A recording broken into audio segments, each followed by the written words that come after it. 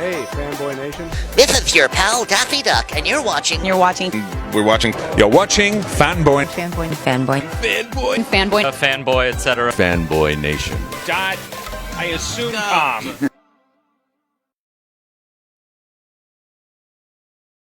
All right, sorry, Josh. Again, that East Coast, West Coast pesky scheduling. No, it's all good. I know it well. All right, man. Well, today we're talking about wolves within after a proposed pipeline creates divisions within the small town of Beaverfield and a snowstorm traps its residents together inside the local inn.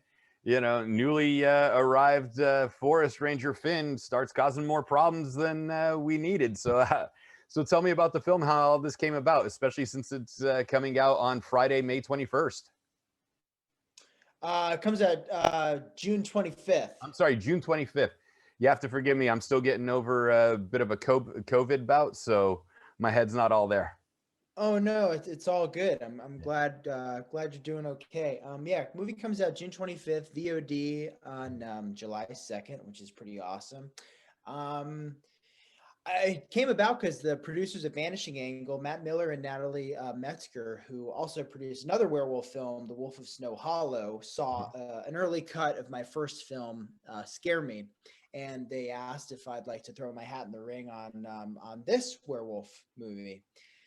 And I did. Luckily, I got the gig. I mean, Ubisoft was wonderful to work with, and they allowed me, a long enough leash, pun intended, to cast this killer cast to come out to Fleischmann's New York and make a horror movie.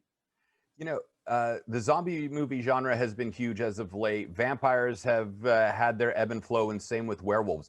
What is it about these classic tales of werewolves and zombies and vampires and the undead that attracts so many people to them? There's so many different things that attracts people to movie monsters. I mean, in this case in particular, there's the social element, the human element of truly tapping into the monster within us all, that we all have, that, the inner anger that we have about the state of the world or about our own flaws when we're forced to, especially after this past year and change, forced to, hold a mirror up to ourselves and the state of the world from a social perspective, especially. For me personally, I grew up watching these types of films and feeling a kind of kinship with not only these monsters, but also the underdogs in these films, especially in the Nightmare on Elm Street movies, like, Dream Warriors. I wanted to be one of them. I wanted to fight bullies off with, shooting electricity out of my fingers and the like. You just wanted Dawkins to be the soundtrack to your life. I know. Yes, exactly. And Goblin and, pretty much everything Argento and Bava. So, I don't know. It means something for different, it has different meanings for many people, I think.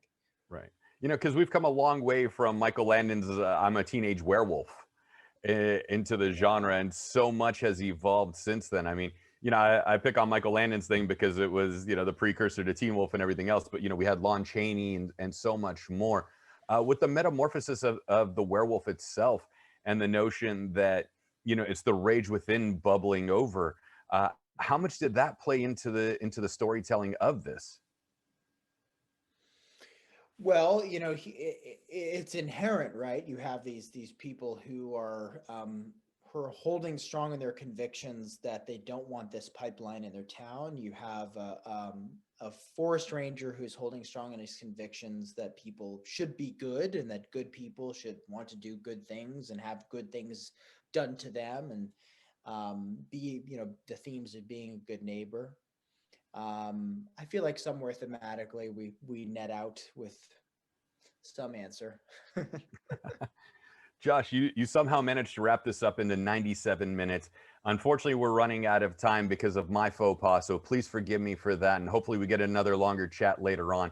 But tell us about Werewolf Within's release date, VOD. Is it going to be DVD as well? Limited release in theaters because, things are opening back up. And where can we find you and the movie on social media? Well, you can watch Werewolves Within in theaters via IFC Films. We are it doesn't feel quite limited. There are many theaters that seem to be committing to us, including most recently Alamo Drafthouse, which is so exciting, especially here in Los Angeles. So we open in theaters on June 25th. We're on VOD July 2nd, and you can find me on social media, just Josh Rubin, pretty much everywhere except, MySpace. Josh Rubin, thank you so much for your time. I have to hate you because your hair's already better than mine, but you make a fantastic film, and you still make the werewolf genre fun and exciting and intense, white knuckling all the way through. Congratulations on the film, and we'll be talking soon. Thank you, brother. I appreciate it. All right, take care.